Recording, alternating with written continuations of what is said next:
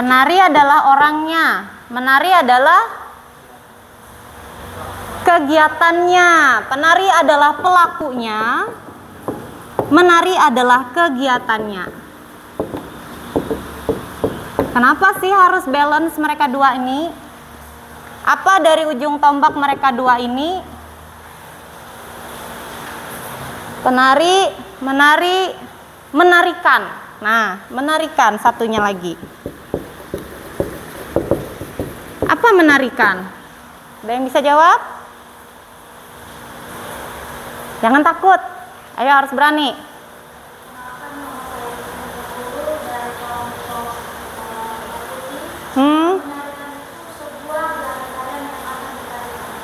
Oke.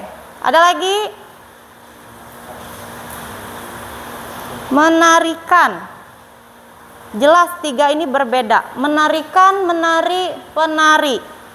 Penari adalah pelakunya, menari adalah kegiatannya, menarikan adalah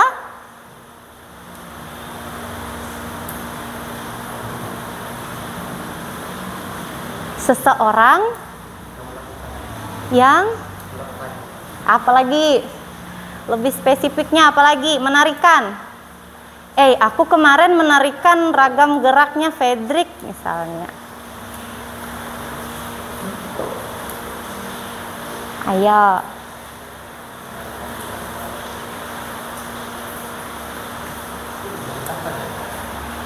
Orang yang mengikuti kegiatan.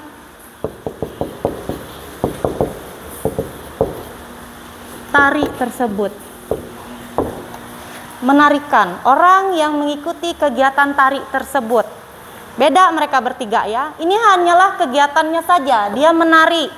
Mau kalian misalnya sambil tertawa, sambil kalian cuman kayak gini doang, itu sudah menari namanya. Tapi kalau menarikan adalah ada orang yang menjadi satu objek yang kalian ikuti. Gitu dia. Ya, jadi tiga ini berbeda. Oke. Sebagai seorang penari ada satu yang harus kalian perhatikan. Dan harus itu yang akan kalian canangkan sampai kalian mendidik nanti. Apa itu satunya? Menurut kalian saja. Mohon maaf Kak, bisa diulang lagi pertanyaannya. Kalau misalnya sebagai penari ada satu yang wajib kalian canangkan atau harus ada di dalam diri kalian. Bagaimana kalian sebagai seorang penari dan nantinya akan sebagai pendidik, itu apa yang harus dipertahankan dari diri kalian? Tadi ya, sehingga semuanya balance sampai dengan kalian memiliki ilmu tinggi nanti. Ada yang tahu? Sebagai seorang ahli, boleh juga. Ahli apa? Ahli menari. Ahli menari dengan seniman dan dengan seorang penari itu apa bedanya? Mungkin kalau seniman itu lebih kemampuan menari yang lebih berbeda. Oke, kemampuan ya. Hanya satu di semuanya, penari, pemusik, penari, pemusik, rupa, salah satunya adalah konsisten. Yang inti dari semua adalah attitude. Besar attitude. Kalian tidak akan bisa konsisten apabila attitude kalian tidak baik dalam setiap prosesnya. Apa itu attitude? Tingkah dan perilaku. Menjadi seseorang yang sukses itu bukan hanya atas dasar kemampuan kalian saja. Kalau kemampuan, kakak yakin orang di sini semua memiliki kemampuan dan lebih daripada kami yang di depan. Tapi attitude jarang sekali orang miliki. Attitude itu tidak harus kamu mengagung-agungkan orang, tapi bagaimana cara kamu menghargai orang itu. Enggak juga harus selamat pagi kak, selamat pagi kak, lewat kakaknya, kakak yang itu nah itu attitude-nya sudah kacau. Itu sudah salah dalam berkesenian, sudah salah dalam berpendidikan. Karena kamu akan menjadi seorang pendidik, bukan seorang seniman ya. Kalau kamu menjadi orang pendidik, itu nilainya plus. Kenapa? Seniman jarang bisa mendidik. Tapi kalau pendidik, dia sudah tentu bisa jadi seniman. Karena apa? Dia double dapatnya. Kamu bisa mendidik anak-anakmu, kamu juga bisa menjadi seorang penari, pemusik, perupa di luar daripada konteks dirimu. Ya kan? Untung kamu sebagai orang pendidik. Bebas. Misalnya kamu balik nih nanti ke daerahmu masing-masing. Oh, mereka itu adalah dari lulusan pendidikan seni drama, tari, dan musik. Dengan mayor mereka sendiri, oh mayornya, minornya ini. Mayornya tari misalnya. Minornya dia bisa main alat musik. Itu adalah suatu keuntungan nih. Kamu dikenal sebagai pendidik, dia guru loh. Tapi kamu juga dikenal sebagai seniman. Orang yang mampu melakukan itu. Ya. Jangan menganggap dirimu, Kak aku nih gak bisa nari, tapi aku tuh mau nari. Jangan bilang gak bisa. Ya. Jangan pernah bilang dirimu gak bisa dan gak mampu. Coba aja dulu, gali aja dulu gitu. Ya. Kenapa orang sukses? Karena dia terus mencoba. Kenapa dia terus mencoba? Karena dia ingin berusaha. Sukses menurut kalian seperti apa?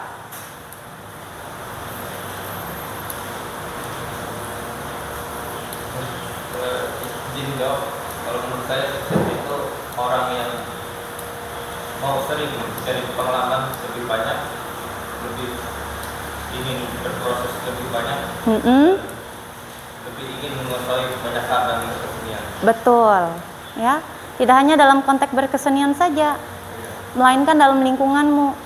Sukses dulu kamu meraih pertemananmu. Karena kalian ini mahasiswa baru, tapi kakak tidak asing dengan wajah-wajah seorang senimannya di kalangan-kalangan kakak penari.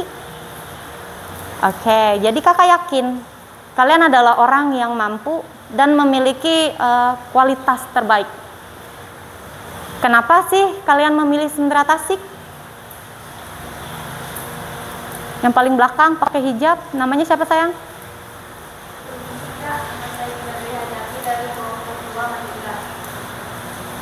Kenapa kamu memilih Sendera Tasik? Karena saya ingin mencari diri saya dan mengembangkan diri saya. Kamu bisa apa? Musik? Oke. Lebih ke vokal? Bukan nyanyi ya, vokal sebutannya. Vokal apa? Bisa alat musik? Bisa Pianika. Nari bisa? Oke, perlu kalian ketahui, kalian di sini cuma bukan belajar tentang tari saja. Kalian belajar drama, kalian bikin naskah, kalian nanti belajar nari, kalian bikin koreografi, kalian nanti belajar musik, kalian nanti belajar menjadi seorang komposer, bikin not.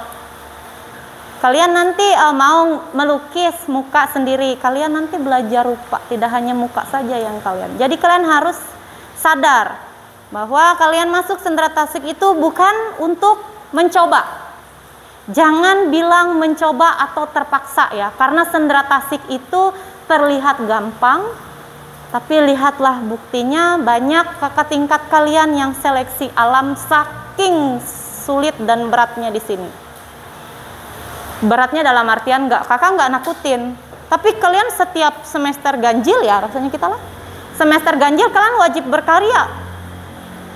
Wajib kalian semester genapnya mempelajari materi, ganjilnya pelajari atau langsung berkarya. Tapi jangan, satu yang kakak sesali jikalau kalian berpikir bahwa masuk Sendera Tasik itu adalah pilihan terakhir. Karena yakin kalau itu pilihan kalian, kalian juga akan terakhir lulus dari sini. Kenapa?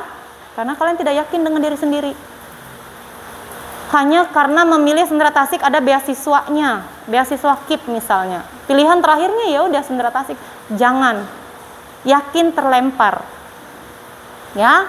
Oke, intinya adalah dalam kepenarian atau penari itu atau tari itu secara luasnya adalah kalian adalah orang-orang yang diharapkan. Kakak tidak mengajari kalian dan tidak menggurui kalian tentang tari, karena kakak yakin di sini banyak sekali orang yang bisa menciptakan tari.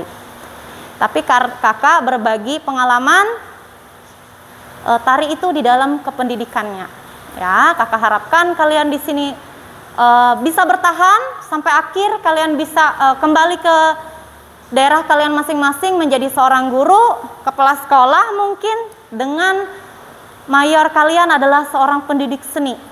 Jangan tanggung-tanggung, kalau bisa ambil S2-nya lagi. Ya, harus pede. Jadi diri sendiri harus pede. Oke. Kalau misalnya ada sesuatu yang ingin ditanya, nanti bisa ditanya. Kita sharing aja, lebih kepada sharing. Dan ini dicatat. Yang ini yang harus kalian catat lebih besar, attitude. Akan kakak lihat, karena kita pasti akan kerjasama. Kita akan sering-sering kolaborasi. Terus jadi orang jangan suka menunduk. Semakin tunduk kamu, nanti sering ketemu pasti kayak gini sama kakak. Percaya aja, awalnya gini, nanti kayak gini. Ya, pede aja, lurus aja badannya. Jangan malu. Oke. Itu dari kakak, silakan Kak Trai. Ya, terima kasih Kak Rini. Ya, banyak hal yang sudah disampaikan Kak Rini ya terkait bagaimana itu seorang penari, ya bagaimana menari dan apa itu menarikan.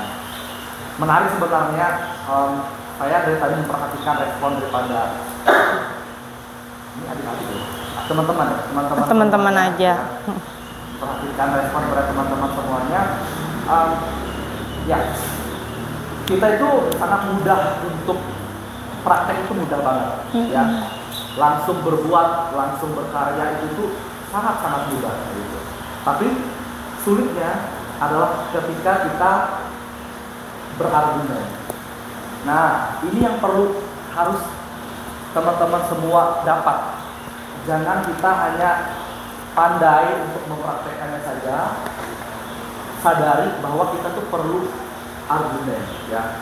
Perlu kita bisa menjabarkan segala sesuatunya, perlu kita bisa menyampaikan segala sesuatunya, terutama dari karya-karya yang akan kalian buat nantinya. Gitu. Tadi hanya ada beberapa orang yang berani menyampaikan pendapatnya, apa itu tari, penari, apa itu menarikan. Nggak apa-apa, sampaikan aja menurut pemahaman kalian, ya. Saya tahu betul selama di SMA mungkin kalian pasti ya tahulah tentang tari, gitu ya, tahulah tentang tari. Nah, berbeda dengan saya. Saya SMA tidak pernah tahu tentang tari. Ya. Ini berbagi pengalaman aja, gitu ya. Saya itu SMA nggak kenal tari, teman-teman. Terus sama kayak siapa tadi namanya? Gina ya, panggilannya Gina. Nah, jadi saya mayornya adalah nyanyi. Saya suka nyanyi dulu. Saya suka nyanyi, terus selama SMA gitu ya, tertariklah masuk ke Sendera Tasik, kayak gitu. Sendera Tasik, terus dengan harapan waktu itu dan ekspektasinya adalah belajar mendalami tentang vokal, kayak gitu loh, tentang musik. Oke lah, kayak gitu, masuk, kayak gitu kan. Dan ternyata, nah ini yang harus kalian sadar lagi juga dari sekarang. Ternyata mungkin ada yang angkatan 2021 ya. Nah, saudara 2021, ternyata nggak cuma itu yang dipelajari. Kita ada 3, drama, tari, musik. Ketiga hal ini semua dipelajari, ya. Dan bukan melulu tentang berkarya terus kayak gitu, tapi kita mencari teorinya. Ini yang susah dari kita, ya. Kita dituntut untuk bisa mempraktekkan, kita dituntut untuk bisa juga menjelaskan. Nah, ini. Dan saya terjebak di tari. Semester 3, baru semester 3 ya. Di semester 3 saya baru